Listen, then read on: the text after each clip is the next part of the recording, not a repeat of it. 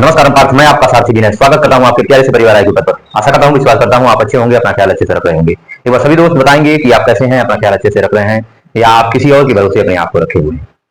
हम लोगों ने इतिहास को महाजनपदों को पढ़ना शुरू किया था और महाजनपदों में हम लोगों ने सभी महाजनपदों को बेसिक और डिटेल पढ़ा और जितने भी क्वेश्चन बन सकते हैं उनसे वो सभी चीजों को हम लोगों ने एक एक महाजनपदों से हम लोगों ने निचोड़ किया है। और फिर से बाद आज हम लोग जो लास्ट महाजनपद जो था, जो सबसे शक्तिशाली महाजनपद था, जो मगध महाजनपद, और उसी को हम लोग उसी महाजनपद का आगाज करते हैं।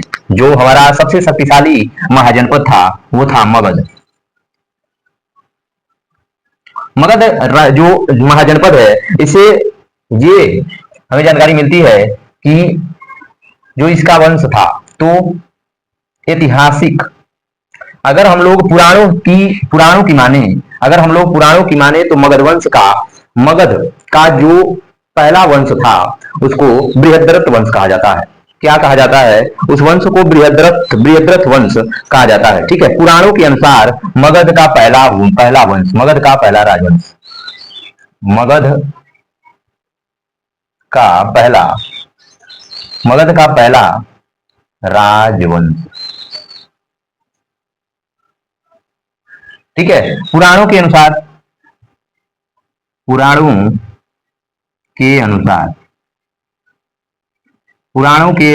ठीक है, पुराणों के अनुसार माने तो मगध का पहला राजवंश, मगध का पहला राजवंश बृहद्रथ वंश था। बृहद्रथ वंश था, जिसका शक्तिशाली राजा हुआ करता था, जिसका शक्तिशाली राजा था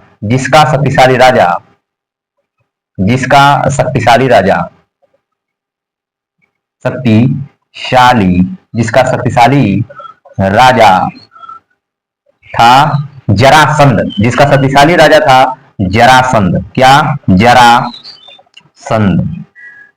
जरासंध। ठीक है, जरासंध था। ये हमको पुराणों में देखने को मिलता है कि पुराणों के अनुसार अगर देखा जाए तो मगध का पहला राजवंश जो है वो जो बृहद्रथ वंश था और यहाँ का शक्तिशाली राजा जरासंध था। महाभारत काल में इसका नाम आपको देखने को मिलेगा और ये अर्ध आपको पुराणों में मिलेगा, अर्ध पुराणों में।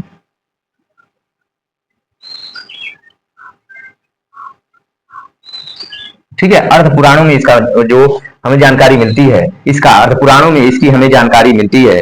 ठीक है, अगर ऐतिहासिक ग्रंथों की माने, ऐतिहासिक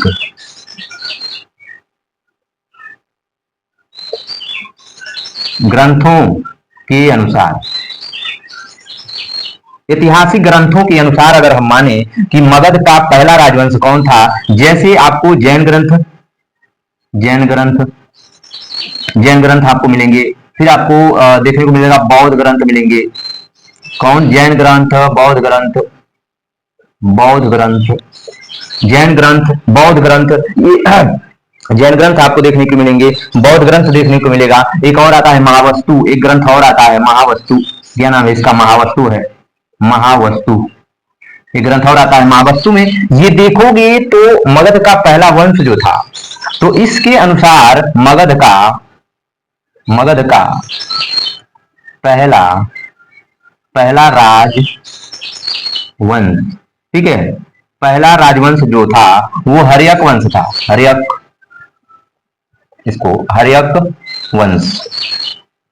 वंश था, जिसका राजा था हर्यक वंश था, जिसका पहला राजा था बिंबिसार। कौन? बिंबिसार नहीं, बिंबिसार नहीं था, इसका नाम था बिंबिसार ही था। कौन था? बिंबिसार ही था। ठीक है, जिसका जो पहला हर्यक वंश था और हर्यक वंश का पहला राजा था, हर्यक वंश था और हर्यक वंश का पहला राजा था, जो हर्यक वंश का राजा था बिंबिसार था। ठीक है, अब आप पूछोगे हमसे कि हम क्या माने, तो हम पुराणों से नहीं मानते हैं। ये पुराणों की व्याख्या जो की गई है ये दकियानुसी बातें हैं, हमारे सामने ये घटनाएं हुई ही नहीं है। पुराण जो कहते हैं वो हमें नहीं पता, लेकिन हाँ इतिहास, ये ग्रंथ जो कहते हैं, जो जैन धर्म में आपको देखने को मिलेगा ग्रंथ, बौद्ध धर्म में जो ग्रंथ देखने को मिलेगा, जो महावस्तु में जो ग्रंथ हमसे कह रहे हैं कि हर्यवंश का पहला, मगध का पहला राजवंश जो था वो हमारा था, हर्यवंश था। और हर्यवंश को हम लोग क्या कहते हैं, मानते हैं। किसको मानते हैं हम लोग, किसको है हम लोग मानते हैं, हर्यवंश को हम लोग मानते हैं। ठीक है, हर्यवंश को मानते हैं। और जरासंध ये महाभारत काल का राजा था, महाभारत काल का राजा था, महाभारत काल का राजा, महाभारत काल का राजा था। इसके पिता जो थे, पिता बृहद्रथ थे, बृहद्रथ इसके पिता थे। और इसकी दो रानियां थी, और इसके जो दोनों रानियों से एक बच्चा पैदा हुआ। दो रानियां थी और इन दोनों रानियों से एक बच्चा पैदा हुआ, एक बच्चा पैदा हुआ, एक बच्चा पैदा हुआ जिसका बस आधा रंग था, जिसका अंग आधा था। मतलब एक रानी से इसका आधा शरीर निकला बाहर आया और दूसरी रानी से आधा शरीर बाहर आया था। तो आधा शरीर जरासंध का, जो रानियों से इसका शरीर आया था, आधा एक रानी के गर्भ से इसका शरीर आया, आधा दूसरी रानी के गर्भ से इसका शरीर आया था। और फिर इसके शरीर को यहाँ पे लिखना, इसके शरीर को, इसके आधे शरीर को जरा नामक राक्षसी ने जोड़ा था। जब इसका शरीर जब आधा था और एक शरीर आधा था एक रानी से, दूसरा शरीर आधा था दूसरी रानी से, इसके पिता लेके जा रहे थे जंगल फेंकने। तो जंगल में एक राक्षसी मिली, उस राक्षसी ने इसके शरीर को देखा कि आधा इधर है आधा उधर है, ये लड़का जीनेगा नहीं, मर जाएगा। तो उस राक्षसी ने तंत्र विद्या से या कैसे भी करके वो इसके शरीर को जोड़ दिया। ठीक है, इसके शरीर को जोड़ दिया, तभी से इसका नाम पड़ा, उसी से नाम पड़ा जरासंध। जरा मतलब रो राक्षसी थी, उसका नाम जरा था, और संध मतलब जोड़ना, जरा ने इसको जोड़ा था, इसलिए इसका नाम जरा था, जरासंध था। और फिर उसके बाद इसकी हत्या जो हुई थी, तो पांडव पुत्र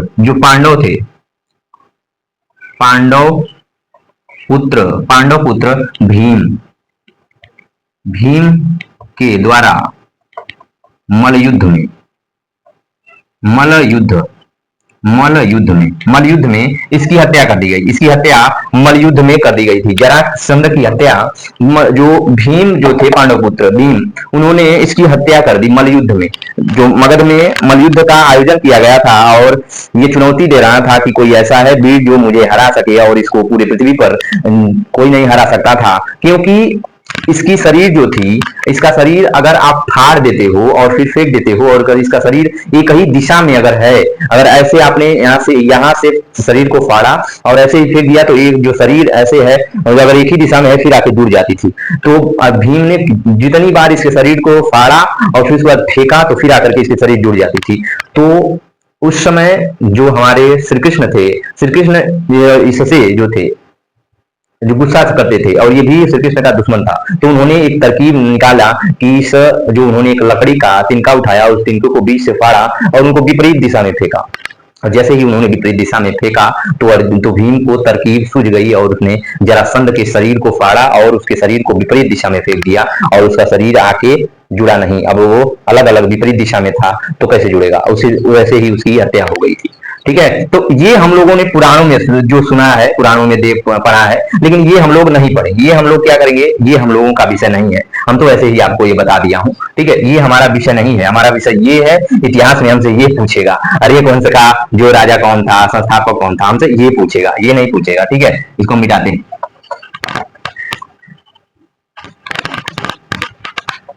तो पहला हम लोग पहले ही कौन, तो हर्यक वंश के कौन कौन राजा हुए थे? हर्यक वंश,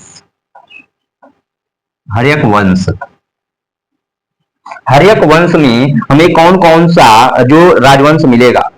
अरे नहीं, मगध में हमें कौन कौन सा वंश देखने को, राजवंश देखने को मिलेगा? मगध में हमें, मगध में जो राजवंश, कौन कौन से राजवंश देखने को मिलेंगे?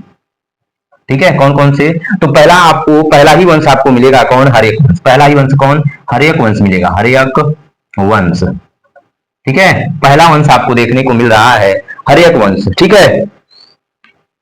फिर उसके बाद शिशुनाग वंश आएगा, शिशुनाग, शिशुनाग आएगा। उदयन की हत्या करके शिशुनाग ये आता है, ठीक है। फिर उसके बाद नंद वंश आएगा, नंद वंश, ठीक है, नंद वंश आ जाएगा। मगध का अब नेक्स्ट जो वंश आता है वो नंद वंश आता है, ठीक है। फिर उसके बाद मौर्य वंश आएगा, नंद जो महापद्म की हत्या करके जो चंद्रगुप्त मौर्य आता है, मौर्य वंश आ जाएगा।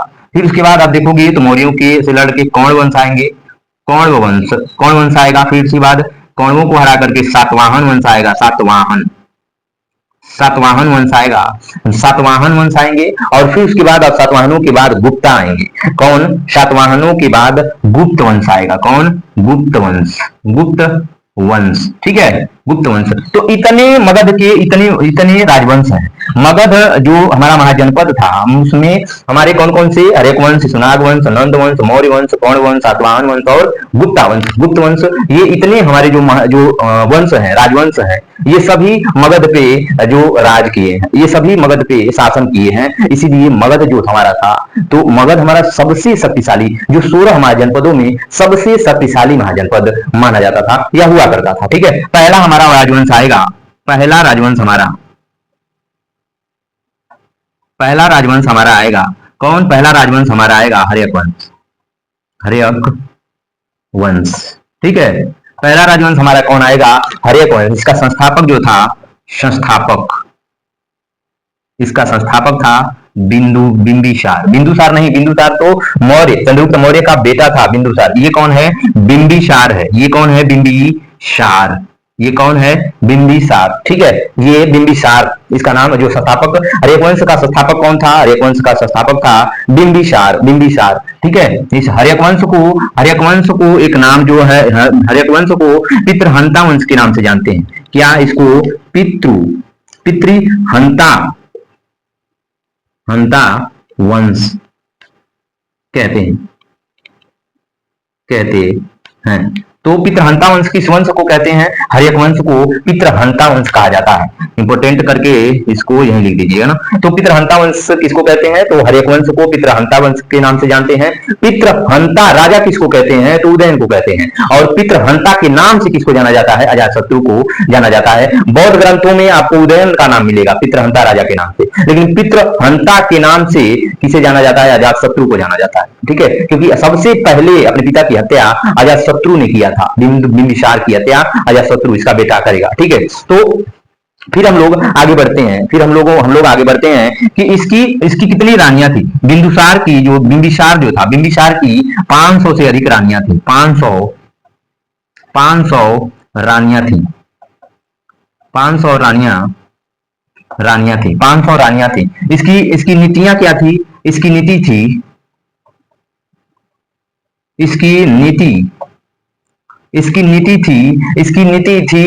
जो विवाहिक नीति थी, ठीक है। तो इसकी नीति जो थी, तो वैवाहिक नीति था। इसकी नीति जो थी, तो वैवाहिक नीति थी, वैवाहिक नीति वो वैवाहिक नीति, इसने वैवाहिक नीति अपनाया था। और युद्ध नीति भी इसने अपनाया था, नीति अपनाया था। अपनाया था। इसने वैवाहिक नीति और युद्ध नीति अपनाया था, इसीलिए ये इतने इसकी जो पत्नियां थी, ठीक है, इसकी पत्नियां जो इतने इसकी पत्नियां थी। तो आप देखोगे बिंबिसार का जो समय था, बिंबिसार का जो आप समय देखोगे 544 बीसी से लेकर के इसका समय जो था, समय 544 बीसी से लेकर के 412 बीसी, बीसी तक इसका समय था। बिंबिसार का समय जो 544 बीसी से लेके 412 बीसी तक इसका समय था बिंबिसार का, ठीक है। इसकी नीतियां जो थी, इसकी नीतियां आप देखोगे ताकतवर राजा जो थे उसके प्रति इसकी नीति जो थी, ताकतवर जो राजा था, जो शक्तिशाली राजा थे, जो शक्तिशाली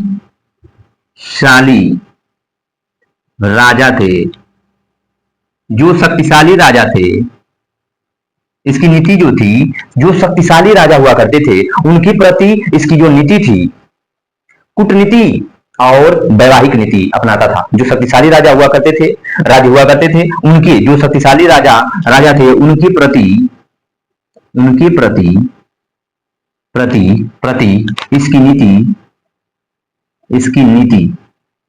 इसकी जो नीति थी वो कूटनीति थी, कूटनीति व वैवाहिक नीति होती थी। वैवाहिक नीति हुआ करती थी, ठीक है, हुआ करती थी। जैसे आप अभी मैं आपको उदाहरण दूंगा कि जो कोसला, क्षेमा और चेलना ये इसकी पत्नियां थी, और इन तीनों जो राज्यों में जो राजा थे बहुत शक्तिशाली थे, और उसने उनके पुत्रियों से विवाह करके उन राजाओं को अपने राज्य में मिला लिया, ठीक है। ऐसे ये मजबूत हुआ था। कूटनीति इसकी ये थी कि कूटनीति इसकी कूटनीति एक थी कि एक कूटनीति की थी कि जो अवंती के राजा थे, जो इसकी कूटनीति थी, अवंती के राजा थे चंद्रप्रद्योत, उनको पीलिया हो गया था, और उनको क्या किया इसने, इलाज के लिए अपने जो चिकित्सक जो थे, दरबारी चिकित्सक थे, जीवक बहुत बड़े वैद्य थे, तो जीवक को उसने भेजा चंद्रप्रद्योत की जो इलाज करने के लिए, और वो इलाज से ठीक भी हो गए, उनको पीलिया था वो ठीक भी हो गए। अब उस राज्य से इसका मित्रवत संबंध हो गया अवंती से, और वैसे भी ये मजबूत हो गया। तो कूटनीति भी इसके पास थी, उसके पास कूटनीति भी थी, क्या थी, कूटनीति भी थी, ठीक है। और एक चीज और लिखिएगा यहाँ पे कि जो कमजोर राज हुआ करते, जो कमजोर राज्य थे उनके प्रति कठोर नीति अपनाता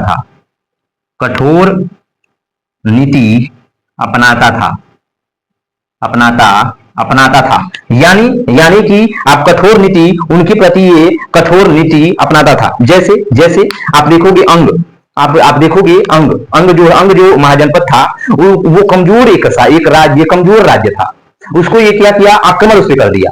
ये कठोर नीति हुई कि नहीं?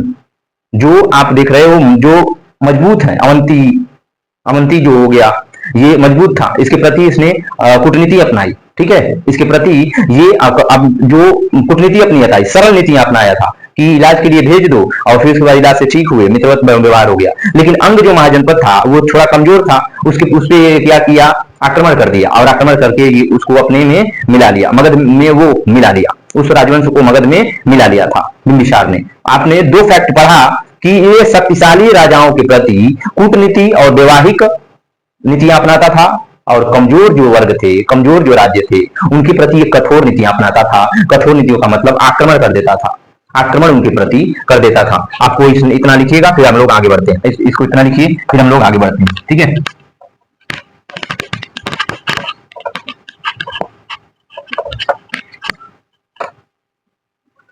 इसको जल्दी से लिखो, हम लोग फिर आगे बढ़ना शुरू करते हैं, ठीक है। इसकी मुख्य 3 पत्नियां थी, इसकी बिंबिसार की मुख्य 3 पत्नियां थी, 3 पत्नियां थी। तो इसकी कितनी पत्नियां थी? मुख्यतः 3 पत्नियां थी। इसकी मुख्यतः 3 पत्नियां थी। ठीक है। कोसला जो थी, कोसला,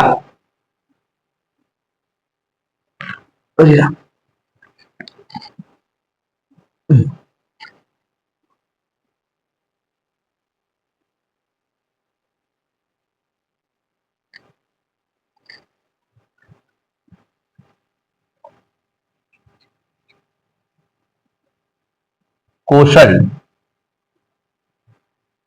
कोशल महाजनपद,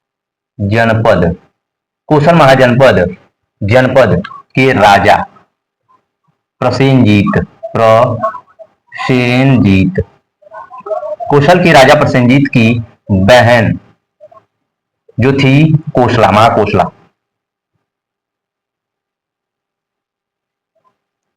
कोसला, महाकोसला, ठीक है, महाकोसला, महाकोसला इसकी पत्नी थी। किसकी? बिंबिसार की पत्नी थी। ये भी इसकी पत्नी थी। ये भी जो कोसल महाजनपद था वहां के ये राजा थे प्रसेनजीत, ये भी शक्तिशाली राजा हुआ करते थे। तो इनको इनके प्रति भी ये वैवाहिक जो नियम अपनाया और उस कोसला से विवाह कर लिया था। इसने कोसला से विवाह किया, बिंबिसार ने कोसला से विवाह कर लिया। दूसरी पत्नी इसकी थी कौन? जो क्षेमा थी, क्षेमा। कौन? क्षेमा थी, क्षेमा। ठीक है। कौन थी? ये जो क्षेमा थी मद्र की राजकुमारी थी, मद्र की राजकुमारी थी, राजकुमारी, क्षेमा, क्षेमा। इनसे भी ये विवाह किया था, इनसे भी विवाह कर लिया था। और फिर उसके बाद इसके बाद फिर अगला जो अगली रानी थी चेलेना। कौन थी? चेलेना, चेलेना, चेलेना थी। वो चेटक की बहन, चेटक, चेटक की, चेटक की पुत्री थी, चेटक की पुत्री, चेटक की, ये चेटक की पुत्री थी। कौन थी? चेटक की, चेटक की पुत्री थी। चेटक का जो लिच्छवी का राजा था, लिच्छवी, लिच्छवी राजा, लिच्छवी राजा था चेटक। उनकी पुत्री थी ये चेलेना। ठीक है, चेलेना उनकी पुत्री थी और चेलेना की शादी बिंबिसार से हुआ था। कौशल प्रसेनजीत की बहन थी कोसला, ये कौशल के राजा थे प्रसेनजीत, और कोसला इनकी पुत्री, इनकी बहन थी। ठीक है, और इनसे भी शादी किया था बिंबिसार। तो तीनों तीनों जो इसकी पत्नियां थी, क्षेमा, चेलेना और कोसला, क्षेमा, चेलेना और कोसला। ठीक है, क्षेमा, चेलेना और कोसला। इसकी राजधानी क्या थी? राजधानी बहुत पूछता है, राजधानी, राजधानी, राजधानी कौन थी? बिंदुसार ने मगध की राजधानी क्या रखा? राजगिरी, राजगीर, राजगीर। राजधानी क्या रखा इसने? राजगृह, राजगृह, गिर, राजगृह, राजगृह। ठीक है, राजगृह, राजगृह। ये अपनी राजधानी को राजगृह रखा था, राजगृह रखा। ठीक है। बिंदुसार का अन्य नाम, इसका अन्य नाम, बिंबिसार का अन्य अन्य नाम, इसका अन्य नाम देखोगे तो इसका अन्य नाम क्या है? तो और भी ये किस नाम से जाना जाता था? सेनिया,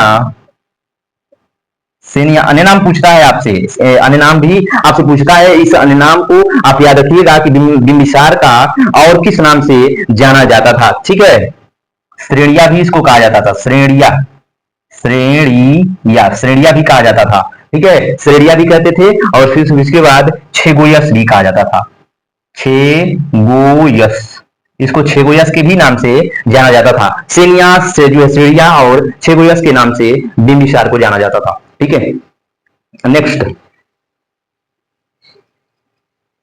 इसने इसने अंग राज्य को जीता था। इसने इसने अंग को जीता, अंग को जीता, इसने अंग को जीता, इसने अंग को जीता था। और फिर इसके बाद आगे बढ़ते हैं कि इसको जल्दी से इसको नोट करो, हम आगे लिखें। इसने अंग को जीता था। और फिर उसके बाद जो अवंती, अवंती के राजा, अवंती के राजा, अवंती के राजा चंद्रप्रदोत, अवंती के राजा चंद्रप्रदोत, चंद्र प्रदोत, प्रदोत, प्रदोत के इलाज के इलाज के लिए अपने दरबारी चिकित्सक अपने दरबारी चिकित्सक जीवक को इलाज के लिए भेजा। इलाज के लिए भेजा। कहां भेजा? अवंती भेजा। ठीक है, अवंती भेजा था। इसके चंद्रप्रदोक्त की इनको क्या था? पीलिया नामक एक बीमारी हो गई थी। इनको पीलिया रोग हो गया था। ठीक है, पीलिया नामक एक बीमारी हो गई थी चंद्रप्रदोत को, और उनके इलाज के लिए इसने अपने दरबारी चिकित्सक को भेजा, जीवक को इसने भेजा था। और फिर उसके बाद जैसे ही ये जीवक को इन्होंने भेजा, जब ये ठीक हो गए थे, तो अवंती और मगध में मित्रवत व्यवहार हो गया। मित्रवत संबंध हो गया। देख रहे हो कूटनीति इसकी। तो इसने देखा कि अब इनके इलाज के लिए भेज दिया, तो चंद्रप्रदोत और जो बिंबिसार था उसके प्रति इन लोगों के जो विवाह क्या हो जाएंगे? तो मित्रवत संबंध हो जाते हैं। इनके प्रति मित्रवत संबंध हो जाते हैं। ठीक है, मित्रवत संबंध हो जाते हैं। फिर उसके बाद आगे चलते हैं। मगध की पहली राजधानी राजगृह थी। मगध की, यहीं पे लिखिएगा, मगध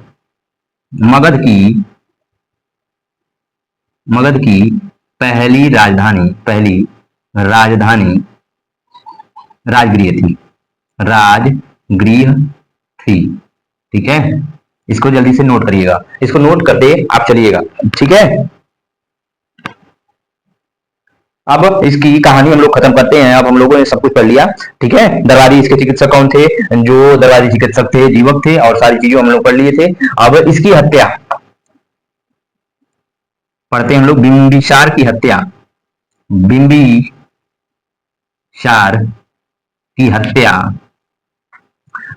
हत्या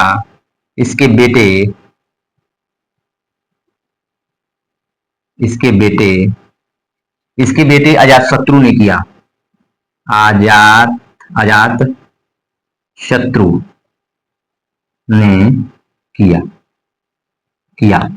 अजातशत्रु ने किया और पितृहंता के नाम से प्रसिद्ध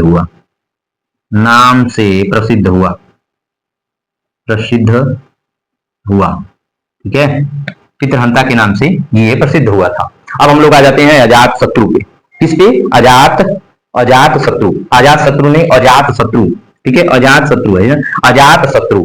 ठीक है, तो अब हम लोग आ जाते हैं अजातशत्रु।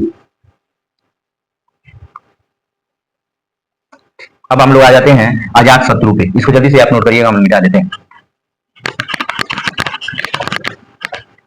अजातशत्रु अपने पिता की हत्या करेगा, और फिर उसके बाद ये इसी के समय जो पहली बौद्ध संगति होगी अजातशत्रु के ही टाइम होगी। अजातशत्रु बौद्ध धर्म का अनुयायी था। ठीक है, अजातशत्रु क्या था? बौद्ध धर्म का अनुयायी था। ठीक है, क्या था? बौद्ध धर्म का अनुयायी था।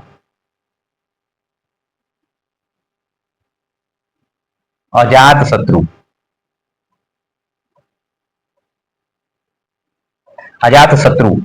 ठीक है, अजातशत्रु बिंबिसार का पुत्र था। इसका समय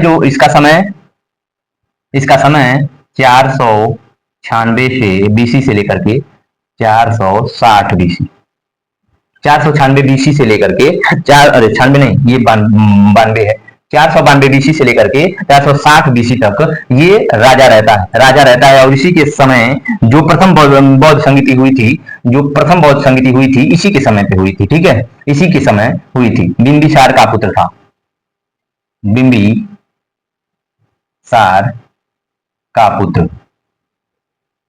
का ये पुत्र था। ठीक है, बचपन का नाम इसका कुड़िक था। बचपन का नाम कुड़िक था। बचपन का नाम इसका कुड़िक था। बाद में इसका नाम अजातशत्रु पड़ा था। ठीक है, तो बचपन में अजातशत्रु का नाम क्या था? कुड़िक था। बाद में ये अजातशत्रु था। इसकी नीति इसकी नीति युद्ध नीति थी, युद्ध नीति थी। आपसे क्वेश्चन हमेशा बार बार पूछ सकता है कि अजातशत्रु की नीति क्या थी, तो उसमें ऑप्शन आएगा, आप कहिएगा युद्ध नीतियां थी। ये कोई भी विवाहिक नीतियां नहीं अपनाया था, कूटनीति नहीं अपनाता था, ये सीधे राजाओं, सीधे राज्यों पर आक्रमण कर देता था। आक्रमण करने के बाद उसको अपने राज्यों में मिलाता था, जीतता था। तो वैसे ये दो हथियारों का भी प्रयोग करता था। ठीक है, इसने किसको किसको जीता था, इसने किसको किसको जीता था, ये भी हम लोग देखते हैं। किसको किसको जीता, जीता इसने किसको किसको, इसने वज्जी को जीता था, जीता किसको, वज्जी को जीता। फिर उसके बाद वज्जी को आप देखोगे जीता था, मल्ल को जीता था, काशी को भी इसने जीता था, मल्ल को जीता, मल्ल महाजनपद को जीता था, काशी महाजनपद को भी ये जीत करके मिलाया था, काशी महाजनपद को भी इसने जीता था। ठीक है, इसके पास दो हथियार थे, इसके पास, ये भी इंपॉर्टेंट करके लिखिएगा, इंपॉर्टेंट करके, इसके पास दो हथियार थे, इसके पास दो हथियार थे, दो हथियार हथियार थे। कौन, एक रथ मूसला, रथ मूसला, रथ मूसला था, और फिर उसके बाद एक महाशिला कटक था, महाशिला कटक, महाशिला कटक था। ये रथ मूसला आप देखने को मिलेगा आपको कि ऐसे रहता था, ऐसे। ठीक है, यहां से बांधा जाएगा। ठीक है, ये इसमें कुछ रखा जाएगा, और फिर उसके बाद यहाँ ऐसे रहता था, और फिर उसके बाद यहाँ से एक रस्सी पकड़ के लोग खींचते थे, यहाँ से रस्सी खींचते थे लोग, और फिर यहाँ ये इसमें कुछ रखा जाता था, ये टोकरी, ये मुंह इसका, इसमें कुछ रखते थे और यहाँ से खींचते थे, यहाँ से खींचते थे लोग, और फिर उसके बाद ज्यादा उधर से इतना पत्थर इसमें रखा जाता था, इसमें इसमें और फिर उसके बाद खींचते थे लोग, और सीधे जाकर के दुश्मन के जो सैनिकों के बीच में ये गिरता था। तो इसका नाम था रथ मूसला, रथ मूसला। ठीक है, और ये महाशिला कटक जो था, महाशिला कटक वो ऐसे रहता था, ऐसे ऐसे रहता था, चक्री घूमती रहती थी, चक्री। ठीक है, चक्री घूमती रहती, चक्री घूमती रहती थी, चक्री घूमती रहती थी।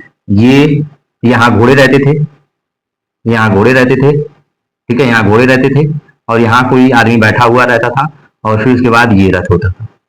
ये है ऐसे होता था हमारा, ये महाशिला कटक ऐसे रहता था। ठीक है, महाशिला कटक, आपने बाहुबली फिल्म देखा है, बाहुबली, ये दोनों हथियारों को इसमें दिखाया गया है, रथ मूसला को भी दिखाया गया है और महाशिला कटक, इन दोनों इसको भी दिखाया गया है। तो महाशिला कटक कुछ ऐसे दिखता था। ठीक है, महाशिला कटक ऐसे कुछ दिखता था कि आगे चलता था, और जो भी बीच में आता उसको छांटता चला जाता था। और ये रथ मूसला जो होती थी, इसमें बड़े पत्थर को हम लोग गुलेल की तरह लेते रहते थे और खींचते थे, और सैनिक क्या होते थे, सैनिक खींचते थे, और फिर उसके बाद ये बड़ा पत्थर जाकर के दुश्मन के टुकड़ी में गिरता था और उनको दबा देता था। तो ये जो हमारा था रथ मूसला था, ये महाशिला कटक था। ठीक है, ये रथ मूसला। तो इसमें दो अस्त्रों का जो दो, इसके पास दो अस्त्र थे। ठीक है, इसके पास दो हथियार थे या दो अस्त्र थे, अस्त्र कहोगे तो अच्छा रहेगा, अस्त्र थे। ठीक है, इसके पास दो अस्त्र थे, जो है रथ मूसला, महाशिला कटक, रथ मूसला और महाशिला कटक, रथ मूसला महाशिला कटक। ठीक है, ये बौद्ध धर्म का अनुयायी था, यह बौद्ध धर्म का अनुयायी था, धर्म का अनुयायी था, अनुयायी था। ठीक है, ये बौद्ध धर्म का अनुयायी था। पहली बौद्ध संगति, प्रथम बौद्ध संगति,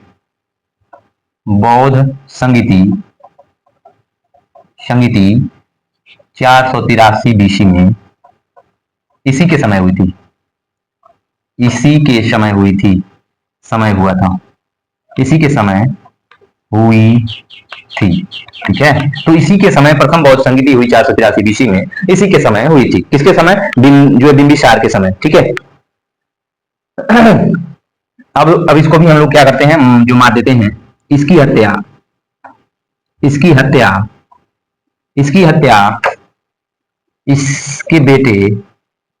इसके बेटे उदयन ने की, उदयन ने की इसकी हत्या, इसके बेटे उदयन ने की थी, इसकी हत्या इसके बेटे उदयन ने की थी। ठीक है, उदयन ने की थी, इसकी हत्या इसके बेटे उदयन ने की थी। ठीक है, की थी। अब यहाँ पे हम लोग आ जाते हैं उदयन के बारे में। उदयन या उदयन, उदयन, ठीक है, उदयन या उदयन, ये बौद्ध धर्म का अनुयायी था। ये जैन धर्म का, यह जैन धर्म का अनुयायी था। जैन धर्म धर्म का अनुयायी अनुयायी था, ठीक है, ये जैन धर्म का अनुयायी था। इसीलिए बौद्ध ग्रंथ में, इस जो बौद्ध ग्रंथ में देखो, बौद्ध ग्रंथ में, बौद्ध ग्रंथ में, बौद्ध ग्रंथ में पितृहंता, बौद्ध ग्रंथ में पितृहंता वंश, पितृहंता, पितृहंता, पितृहंता वंश, पितृहंता वंश मगध को कहते हैं। अरे, पितृहंता वंश हर्यक वंश को कहते हैं, हर्यक वंश को कहते हैं। पितृहंता राजा, बौद्ध ग्रंथ में पितृहंता, पितृहंता राजा, पितृहंता राजा किसको मानते हैं? पितृहंता राजा मानते हैं उदयन को। किसको? उदयन को। उदयन, पितृहंता राजा उदयन को मानते हैं, ठीक है। जो ये जैन धर्म का अनुयायी था और अजातशत्रु जो था बौद्ध धर्म का अनुयायी था। तो कुछ इतिहासकार ये मानते हैं कि सबसे पहले जो मारने की शुरुआत पिता को मारा था अजातशत्रु ने, अपने पिता जो बिंबिसार को, और जब उसने मारा तो पितृहंता के नाम से वही जाना जाएगा, अजातशत्रु जाना जाएगा। लेकिन बौद्ध ग्रंथों में आपको मिलेगा कि पितृहंता राजा कौन था? उदयन था। आपको देखना है कि ये क्वेश्चन आपके बीच कौन सा आया है, ठीक है। फिर उसके बाद हम लोग, हाँ, इसको जल्दी से नोट करिएगा।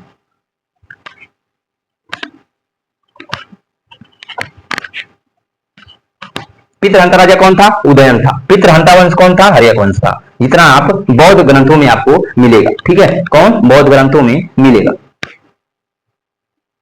तो इसने अपनी राजधानी, इसने अपनी राजधानी, अपनी राजधानी, राजधानी, इसने अपनी राजधानी राजगृह से, राजगृह, राजगृह से, इसने अपनी राजधानी राजगृह से, इसने अपनी राजधानी राजगृह से वैशाली लेके गया। कहां पे? राजगृह से। ये कहां पे? पाटलिपुत्र, वैशाली नहीं, पाटलिपुत्र लेके गया। पाटलिपुत्र, पाटलिपुत्र स्थापित की, स्थापित किया था। इसने अपनी राजधानी राजगृह से पाटलिपुत्र स्थापित किया। उदयन ने, कौन? उदयन ने, उदयन ने अपनी राजधानी कहां पे? पाटलिपुत्र से, अरे, राजगृह से पाटलिपुत्र स्थापित किया था। राजगृह से पाटलिपुत्र स्थापित किया था, ठीक है। अब पाटलिपुत्र जो स्थापित किया इसने, उस पाटलिपुत्र शहर को इसने बसाया था। पाटलिपुत्र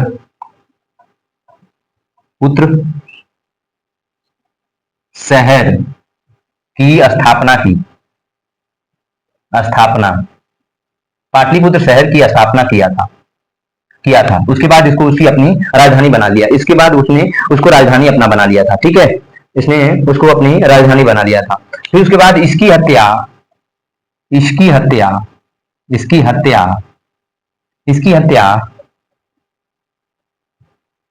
इसकी हत्या इसके बेटे, इसके बेटे अनिरुद्ध ने की। अनिरुद्ध, अनिरुद्ध, अनिरुद्ध ने की। इसकी हत्या इसके बेटे अनिरुद्ध ने की। इसकी हत्या इसके बेटे अनिरुद्ध ने की थी। अनिरुद्ध ने की थी, ठीक है। अनिरुद्ध ने की थी। इसकी हत्या इसके बेटे अनिरुद्ध ने की थी, ठीक है। हर्यक वंश के, यहां पे कुछ लिख लीजिएगा कि हर्यक वंश के, वंश के अन्य, अन्य राजा, हर्यक वंश के अन्य राजा कौन कौन थे? अन्य हर्यक वंश के कौन कौन अन्य राजा कौन थे? कौन था? तो अनिरुद्ध था। अनिरुद्ध, अनिरुद्ध। इसकी हत्या देखोगे तो नागदासक करेगा। नागदासक, नागदासक, ठीक है। नागदासक आया, इसका जो इसका पुत्र था, नहीं नहीं, नागदासक तो जो अंतिम राजा था, नागदासक अंतिम राजा आपको मिलेगा देखने को, ठीक है। नागदासक आपको अनिरुद्ध, अनिरुद्ध का जो बेटा था वो अनिरुद्ध का जो बेटा था मुंडक था। क्या था? मुंडक था, मुंडक। अनिरुद्ध का बेटा जो था मुंडक था, और मुंडक के बाद नागदासक आया। नागदासक, मुंडक के बाद नागदासक आया था, और फिर उसके बाद नागदासक की हत्या जो देखोगे शिशुनाग वंश ने की थी। नागदासक, नागदासक, दासक, अंतिम हर्यक राजा, हर्यक वंश का अंतिम राजा जो था वो नागदासक था। ठीक है, नागदासक था। और नागदासक की हत्या हत्या शिशुनाग ने की। शिशुनाग ने की। शिशुनाग ने, नागदासक की हत्या शिशुनाग ने की थी। नागदासक की हत्या किसने की? शिशुनाग ने की। और शिशुनाग वंश की स्थापना कर दी। और यहीं पे देखोगे तो शिशुनाग वंश की स्थापना, शिशुनाग वंश की स्थापना स्थापना तो शिशुनाग वंश की स्थापना हो गई। इसको मैं मिटा देता हूं। और दो लाइन ये भी है कि शिशुनाग वंश की स्थापना हो गई। और शिशुनाग वंश अब पढ़ लो, फिर उसके बाद हम लोग नंदवंश पे आ जाएंगे। ठीक है, कहां पे? नंदवंश पे हम लोग आ जाएंगे। शिशुनाग वंश जो आया था, शिशुनाग वंश, यहीं पे लिखो शिशुनाग वंश। शिशुनाग वंश कब से? 412 से लेकर के कहां तक थे? 500 से लेकर के जो 412 तक थे ना, अब 412 से लेकर 394 बीसी, 394 बीसी तक। इसके संस्थापक कौन थे? संस्थापक शिशुनाग था। शिशुनाग था। शिशुनाग वंश का संस्थापक कौन था? शिशुनाग था। कौन था? शिशुनाग था। ठीक है, इसने 2 राजधानियां बसाई थी। इसने 2 राजधानियां बनाया, 2 राजधानियां। आपसे यही आप इंपॉर्टेंट पूछेगा कि इसने, शिशुनाग ने कितनी? 2 राजधानियां बनाई। ठीक है, पाटलिपुत्र और वैशाली। कौन? पहली राजधानी जो थी पाटलिपुत्र थी। पाटलिपुत्र कौन थी? पहली राजधानी पाटलिपुत्र थी और दूसरी राजधानी वैशाली थी। दूसरी राजधानी क्या थी? वैशाली थी। शिशुनाग ने 2 राजधानियां बसाया था। पहली राजधानी पाटलिपुत्र और दूसरी राजधानी वैशाली थी। ठीक है, ये उतना शासन नहीं कर पाया। फिर उसके बाद इसका बेटा आया। फिर उसके बाद इसका बेटा आता है,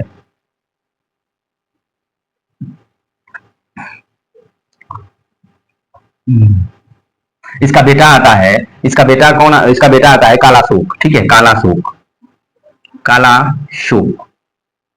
इसका बेटा आया कौन? कालाशोक आता है। कौन? कालाशोक आता है।